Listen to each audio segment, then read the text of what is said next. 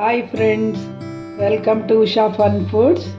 ನಾನಿವತ್ತು ಪಾಲಕ್ ಸೊಪ್ಪಿಂದ ಮಸಾಲವನ್ನು ಒಂದು ಸಬ್ಜಿಯನ್ನು ಮಾಡೋದನ್ನು ತೋರಿಸ್ತಾ ಇದ್ದೀನಿ. ತುಂಬ ಟೇಸ್ಟಿಯಾಗಿರುತ್ತೆ ಇದು.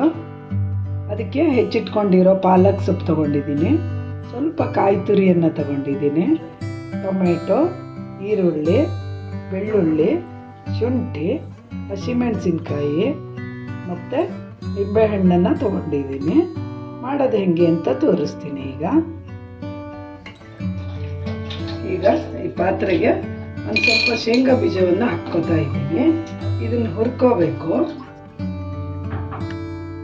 ಈಗ ಇದಕ್ಕೆ ಶೇಂಗಾ ಬೀಜ ಹುರಿದಿದೆ, ಅದಕ್ಕೆ ಒಂದು ಚಮಚ ಕಡಲೆ ಹಿಟ್ಟನ್ನು ಹಾಕಿ ಹುರ್ಕೋತಾ ಇದ್ದೀನಿ. ಈಗ ಇದು ಹುರಿದಿದೆ, ಇಷ್ಟು ಹುರಿದ್ರೆ ಸಾಕು.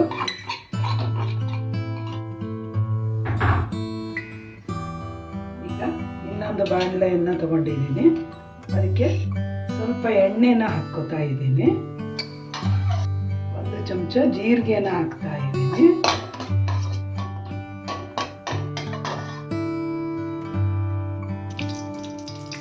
ಇದಕ್ಕೆ ಸ್ವಲ್ಪ ಬೆಣ್ಣೆ ಕೂಡ ಹಾಕ್ಕೋತಾ ಇದ್ದೀನಿ, ತುಂಬ ರುಚಿಯಾಗಿರುತ್ತೆ ಬೆಣ್ಣೆ ಹಾಕಿದ್ರೆ. ಈಗ ಇದಕ್ಕೆ ಹೆಚ್ಚಿಟ್ಕೊಂಡಿರೋ ಈರುಳ್ಳಿನ ಹಾಕ್ತಾ ಇದ್ದೀನಿ,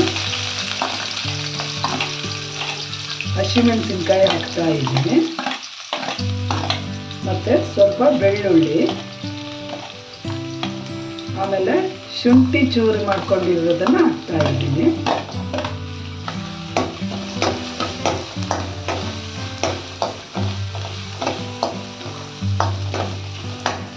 ಗೋಲ್ಡನ್ ಬ್ರೌನ್ ಬರೋವರೆಗೂ ಇದನ್ನು ಫ್ರೈ ಮಾಡ್ಕೋಬೇಕು.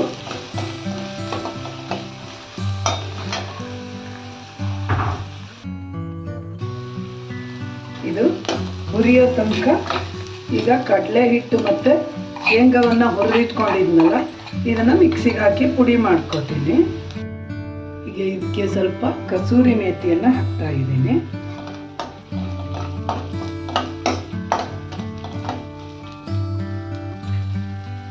ಈಗ ಹೆಚ್ಚಿಟ್ಕೊಂಡಿರೋ ಟೊಮೆಟೊ ಹಾಕ್ತಾ ಇದ್ದೀನಿ.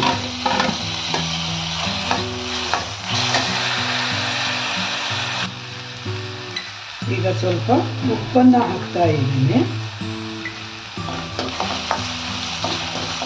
ಟೊಮೆಟೊ ಚೆನ್ನಾಗಿ ಬೇಯುತ್ತೆ ಉಪ್ಪು ಹಾಕಿದ್ರೆ. ಈಗ ಸ್ವಲ್ಪ ಧನಿಯಾ ಪುಡಿಯನ್ನು ಹಾಕ್ತಾ ಇದ್ದೀನಿ,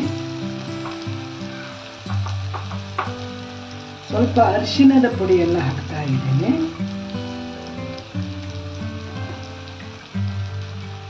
ಸ್ವಲ್ಪ ಜೀರಾ ಪೌಡರನ್ನು ಹಾಕ್ತಾ ಇದ್ದೀನಿ.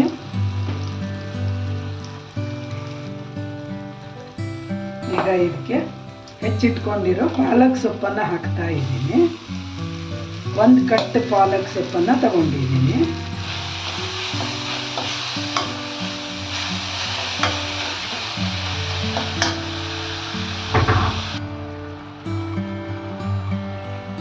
ಈಗ ಪಾಲಕ್ ಬೆಂದಿದೆ, ಇದಕ್ಕೆ ಬೇಯಿಸಿಟ್ಕೊಂಡಿರೋ ಒಂದು ಸ್ವಲ್ಪ ಬೇಳೆಯನ್ನು ಹಾಕ್ತಾ ಇದ್ದೀನಿ. ಇದನ್ನು ಹಾಕಿದ್ರೆ ಒದಗತ್ತೆ ಮತ್ತು ಟೇಸ್ಟು ಕೂಡ ಚೆನ್ನಾಗಿ ಬರುತ್ತೆ.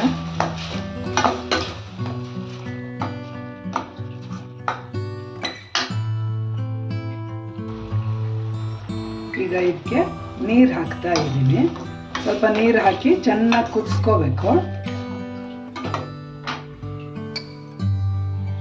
ಶೇಂಗಾ ಮತ್ತು ಕಡಲೆ ಹಿಟ್ಟು ಹುರಿದಿಟ್ಕೊಂಡಿದ್ನಲ್ಲ, ಅದನ್ನು ಮಿಕ್ಸಿಗೆ ಹಾಕಿ ಪುಡಿ ಮಾಡ್ಕೊಂಡಿದ್ದನ್ನು ಹಾಕ್ತಾ ಇದ್ದೀನಿ. ಈಗ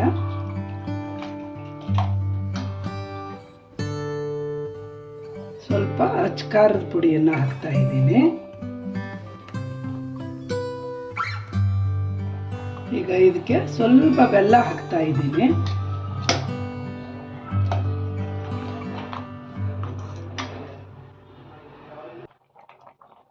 ಈಗ ಸ್ವಲ್ಪ ಕಾಯಿ ತುರಿಯನ್ನು ಹಾಕೋತಾ ಇದ್ದೀನಿ. ಕಾಯಿ ತುರಿ ಹಾಕಿದ ಮೇಲೆ ಚೆನ್ನಾಗಿ ಕುದಿಬೇಕು. ಇದು ಯಾರೆಲ್ಲ ನನ್ನ ಚಾನಲ್ಗೆ ಸಬ್ಸ್ಕ್ರೈಬ್ ಮಾಡಿಲ್ವೋ ಸಬ್ಸ್ಕ್ರೈಬ್ ಮಾಡಿ, ಲೈಕ್ ಮಾಡಿ, ಶೇರ್ ಮಾಡಿ. ರುಚಿ ರುಚಿಯಾದ palak gravy, palak masala ready to serve.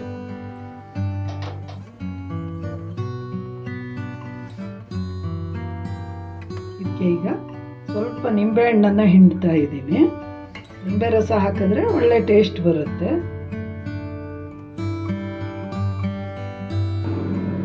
ಬಿಸಿ ಬಿಸಿ ಚಪಾತಿಯೊಂದಿಗೆ ಈ ಪಾಲಕ್ ಮಸಾಲ ರೆಡಿಯಾಗಿದೆ ಫ್ರೆಂಡ್ಸ್. ನೀವು ಬನ್ನಿ, ತುಂಬ ಚೆನ್ನಾಗಿರುತ್ತೆ. ನೀವು ಮಾಡಿ ನೋಡಿ. Thank you for watching.